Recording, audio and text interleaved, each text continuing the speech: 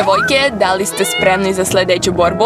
Ovog puta ćete se boriti za najslađeg mačića. Kako je mali?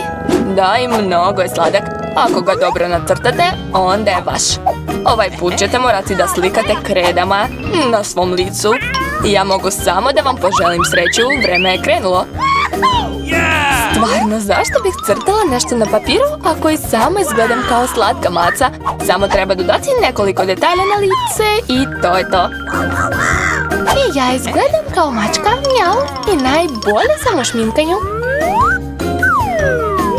Možete se mučiti koliko god želite, a ja sam jedina koja se sjetila da uzme ogledalo. Bez njega sigurno neću nacrtati ništa normalno. Osim toga, to nije zabranjeno.